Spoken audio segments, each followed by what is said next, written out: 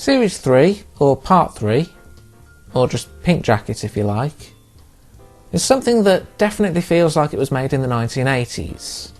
At least that was my first impression back when I initially watched it.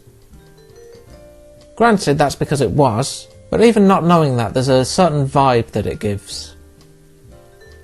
Nowadays it's seen as kind of a black sheep or a forgotten era of Lupin, but I didn't really mind it. There's good and bad, as is the case with pretty much everything, but by and large it's more Lupin III. My initial thought after finishing was it doesn't quite hit the same highs, but doesn't really drop to the same lows either. Series 3 also gives us one very important piece of lore, which I'll point out once we get to it. 3 years on from Series 2's final episode, work within TMS began to create a new series.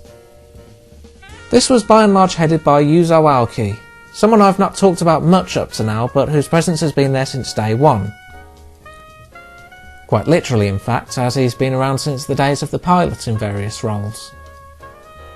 Examples of his work include the 4th Series 2 opening, as well as episodes 30, 35 and 96, as well as Secret of Mamo. Interviews given by Aoki have him confirm a few things about Series 3, from little things like Goemon being confirmed the youngest member of the gang, to his direction for the series. His intent was to make a Lupin design that was his, something that was in between Monkey Punch, Masaki Osumi, Yasuo Otsuka and Hayao Miyazaki's. His vision led to 3 faces for the character, hard, soft and comical, with the intent, seemingly, to pick a design depending on the episode's tone. In practice it was more of a shift-through design, so if you watch the first and last episodes there's more than a marked difference in art style. The idea of being a black sheep seems to be more a Western view, as it initially was said to have performed pretty well. It was actually only supposed to run for 26 episodes, but this got bumped to 52. Unfortunately, some odd scheduling due to getting bumped for sporting events caused ratings to falter. As a result, there were weeks, sometimes months, without an episode airing, and eventually the series was cancelled at episode 50, being capped off with a few stills that may or may not be from the unproduced episodes. Still got a movie alongside it though, which of course we'll get to eventually.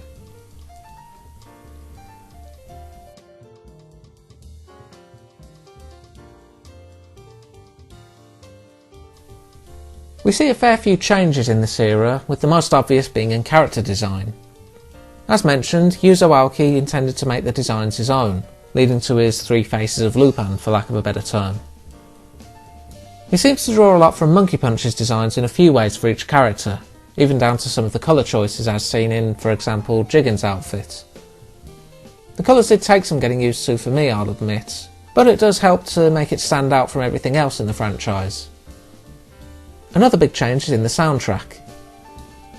Gone is the signature Lupin III theme that Series 2 made famous, being replaced with the song Sexy Adventure sung by Yusuke Nakamura. That said, there is still a name drop of Lupin III in the song. There are 2 versions of the opening, both taking cues from the 4th Series 2 opening in a few ways. The second opening goes for the comical design and fits a bit less to the song, but it does work in a few familiar nods to Lupin, such as the wall run and the SSKs constantly breaking on him. Within a few seconds of each other, in fact. The ending is less of a change, a track called Fairy Night sung by Sonia Rosa, which is pretty evocative of Love Squall. The soundtrack in series was pretty much built from the ground up, though there are still the odd samples and cues from Series 2 here and there.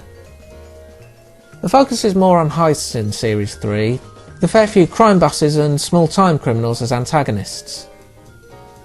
While there's still the odd reference to popular movies here and there, you're not going to see, say, an episode based on the Lady Killers or Pink Panther, or a character based on Columbo. Barring a single 2-parter, it's also more or less completely episodic, with no recurring villains such as Mr. X or direct references to previous heists such as Lupin's fear of Egyptian relics. We do get our fair share of weird episodes though, seeing as this was the era that gave us Legend of the Gold of Babylon, and some strange non-endings that get no follow-up due to the one-off nature. Lastly, one that stuck out for me was the title card and eye catches. In Series 1 and 2, the title cards were set up with a typewriter effect as if to evoke the idea of someone, likely Zenigata, typing up a case name for each of Lupin's heists. Series 3 goes for a simple still with the episode's title, which is not quite as distinct. The eye catches started in Series 2 reflect the opening, in that one set's quite stylised and the other more comical.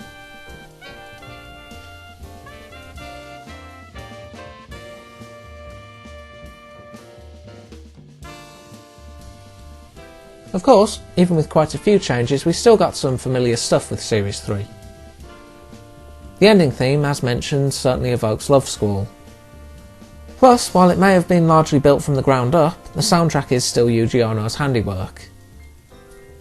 For another thing, as usual to this point, Series 2's voice cast all return for their respective roles. Lastly, while the series is less referential to movies and popular culture, there is very much a focus on heists, mafia bosses and the odd mythical weird episode here and there. On that note, let's begin Series 3.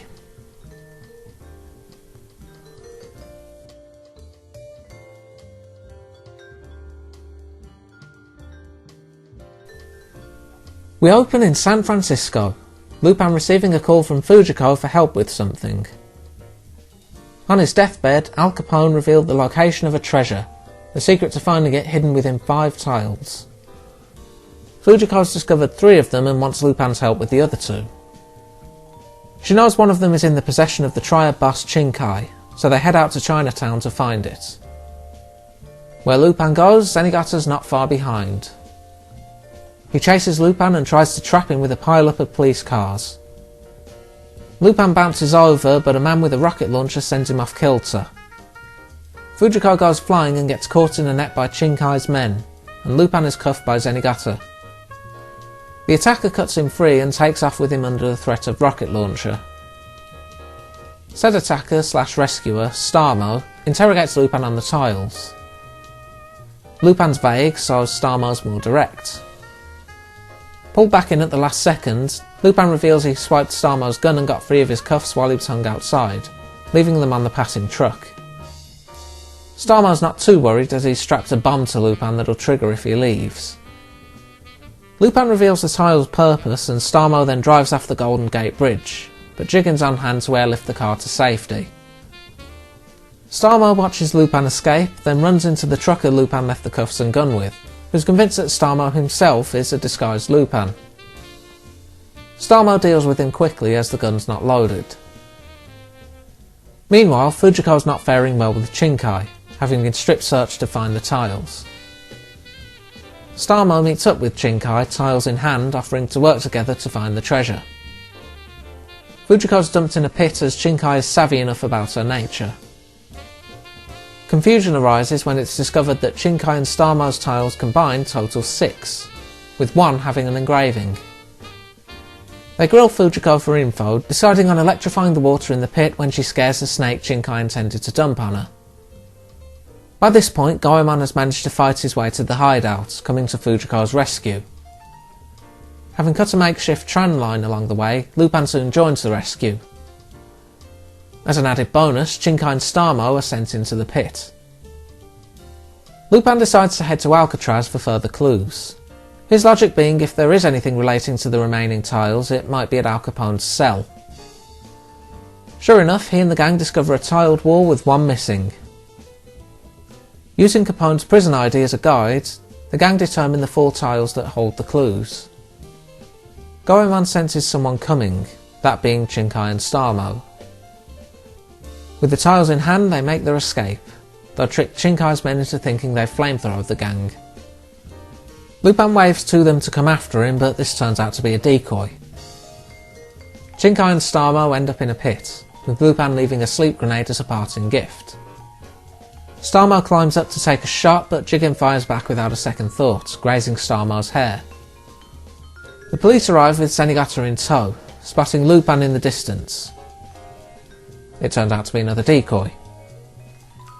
With all 5 tiles in their possession, the gang discover a message pointing the treasure's location at the north foot of the Golden Gate Bridge. As morning comes, they swim out to claim their prize. I'd say this episode serves as a good reintroduction to the gang. Everyone's introduced at a good pace and gets to show off what they can do. or not in Zenigata's case. Stomo and Shinkai are actually based on characters from one of the Lupin manga stories, though adapted differently from that appearance. They serve as good antagonists, putting up a fight even if they have no chance once the gang come together. The treasure hunt's also an entertaining one, even if it's a pity we don't see the final result beyond the gang searching it out.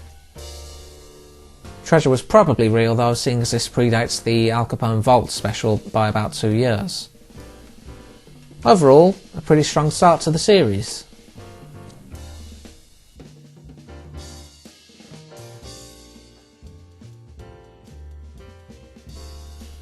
Zenigata's getting in some handcuff training when he's approached by an Interpol chief, Alan Bonaparte.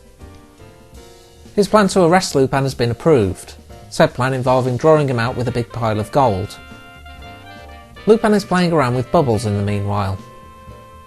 Said bubbles have an effect of wiping the target's memory and functions for a few seconds, allowing Lupin to mess with them or steal something without their knowing. The news report claims a giant gold meteor has been discovered, with Zenigata challenging Lupin to come for it.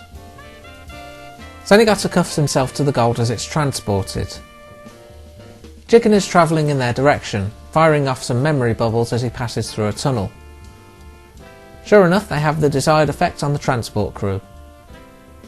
Lupin swoops in and steals the gold, leaving a decoy in its place. Back at their hideout, the gang admire their prize.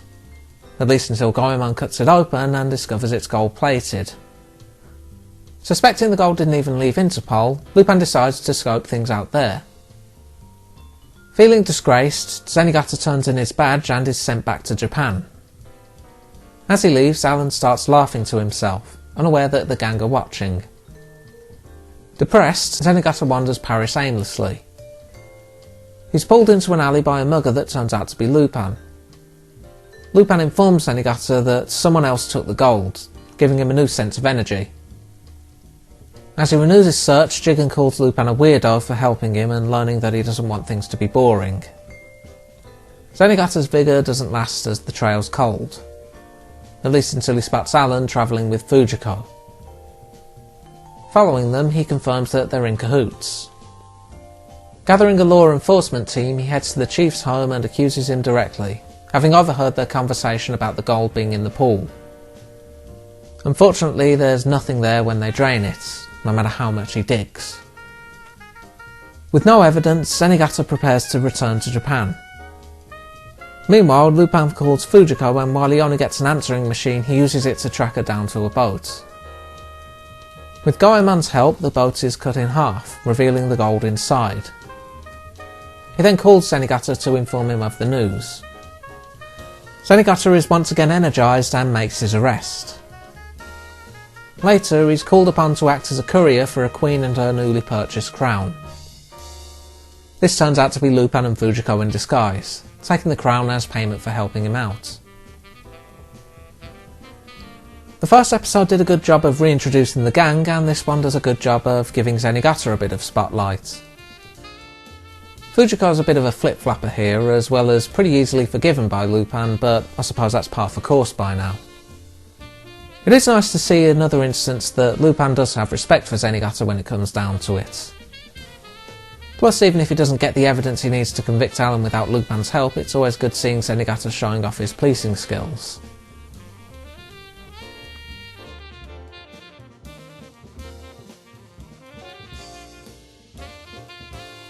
Lupin's scoping out a castle where an angel is said to live. Jigen helps him get across via cannon. Despite a near miss, he makes it inside and discovers the decor is a bit more hellish in nature. The girl approaches him asking him to take her away. She grows even more enthused when she learns he's a thief. Despite her clinginess, Lupin climbs out and prepares to leave, learning her name is Flora. Flora slips, so he's forced to grab her and take her back with him. The pair are unaware that they're being watched by a woman claiming to be the castle owner's 16th wife, wanting his angel art collection for herself. Not named in the episode, but her name's given as Anita from the sources I found, so I'll call her that. The owner, Malcolm Hurst, was an art collector and weapons dealer who recently died. Flora's his daughter, and Lupin's not really sure what to do with her thanks to her tagging along. That night, Flora wakes up to a horror show from Lupin in an attempt to scare her into returning to the castle. It doesn't work, as she's eager to see the outside world at any cost, having been locked in the castle for so long. While Lupin's flirting with Fujiko, she tells him Flora might be the key to finding the Angel Collection, as it was his gift to her. Could be useful considering she's not leaving anytime soon. Lupin and Flora are attacked by a team of divers. Flora trips and gets grabbed as they run. Lupin uses a makeshift boomerang to take out the kidnapper. As they drive, Flora admits she knows Lupin is after the Angel Collection, telling him she'll show him its location in 3 days' time as long as she can spend time with him. Lupin takes Flora with him on a bank robbery, but she messes it up by bragging about him. Upon hearing this, the bank and its customers are more than eager to be robbed by the great Lupin III.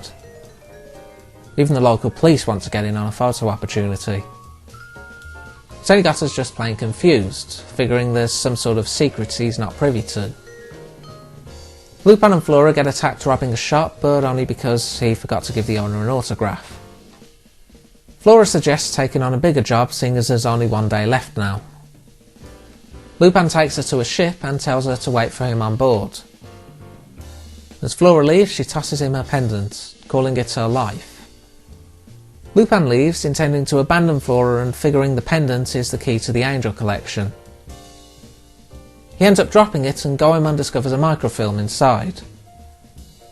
The microfilm details Flora's medical records, diagnosing her with only 3 months to live.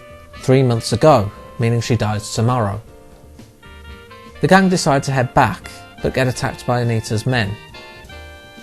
Flora's also surrounded as she boards the ship. Goemon dispatches the pursuing helicopter, allowing the others to race to the ship. Anita interrogates Flora on the collection's location, but gets nothing. As she's about to fire, Lupin disarms her. Jigen's also on hand to take care of her men.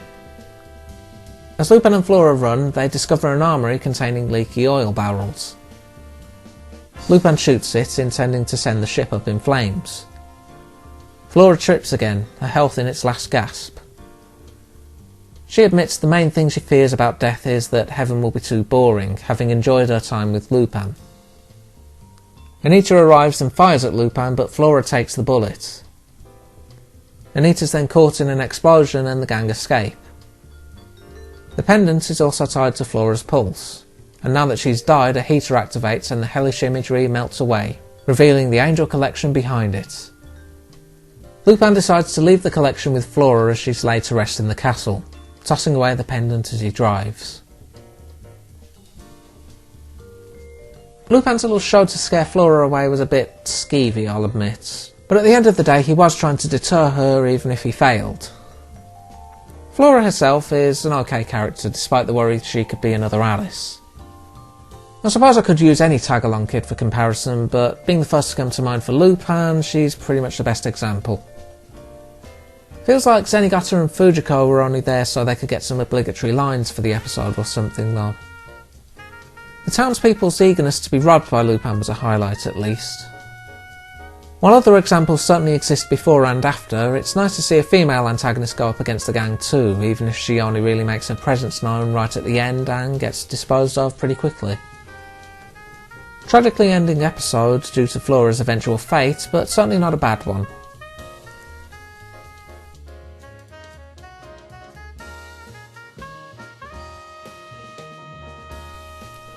Lupin and Jigen are going diving for treasure in the Bermuda Triangle. The currents are strong, but they discover their target, a ship containing a stack of Spanish gold. They're not the only ones targeting it, as an all-female pirate crew also has their eye on it. Lupin and Jigen fight them off and head back to the surface. Arriving in New York, Lupin calls Fujiko to let her know he's visiting. Before he can get there, the pirate crew invades her room. Lupin arrives only to be greeted by the pirate's captain, Sinbad. She offers him a chance to work with her on getting the gold, but when he refuses, she brings out Fujiko as leverage. Later, she interrogates Fujiko on what Lupin's plan is to salvage the gold, as her efforts always end in failure. Fujiko doesn't talk, suspecting she'll be killed afterwards, so Sinbad places her in a stasis device that can read minds. Jigen walks in on Lupin and pulls an invisible wire. An annoyed Lupin informs him that it's something he has plans for. Meanwhile, Fujiko's mind communicates that the gang's plan involves a giant iceberg to slow the currents. Right on cue, the gang are right outside. The plan works and Lupin makes it inside the ship. Using a rope and a wave to pull it ashore, the gang find the pirates waiting. While Lupin doesn't trust Sinbad not to harm Fujiko, he loads the gold in anyway. His plan involves using the wire tied to the gold to drag him right to their hideout. Upon learning he's infiltrated, Sinbad consults Fujiko's mind. The suggestion is that she use her feminine charm, switching to a transparent dress as Lupin's perversion will get the better of him. Lupin confronts Sinbad, receiving a call from Fujiko saying she's moved on. Sinbad suggests he join them, to which he decides to accept. As he's led to a room to rest, he takes out the pirate assigned to him. Fujiko's mind is going haywire, as there's a possible telepathic link to Lupin. Sinbad orders the machine boosted, leaving Fujiko in a void state. Disguised as a crew member, Lupin discovers Fujiko and frees her. A reawakened Fujiko disables the crew and mocks Sinbad for having no weapons thanks to her dress betraying anything she might have concealed. Angered, Sinbad grabs a sword but soon learns the wire is tied to it and brings the hideout down on her. Zenigata arrives and gets pointed in the direction of the pirate crew. As he races to arrest them, Lupin makes off with his boat and the gold, making one last use of the wire. Like I said, female antagonists are rare, but they do happen. Just a funny coincidence that we got two in a row here.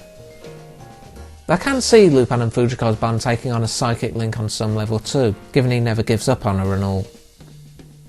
I think Zenigata was a bit of an afterthought again here, but we did get an episode where he got some focus recently. Plus, as small as his appearance was, it was fun to see him get tricked by Lupin as always. Next time, Goemon's mind clouded with women, an old friend of Jigen, a killer able to dodge all attacks targeting Fujiko, and a heist for a holy statue sees us through to episode 8. Until then.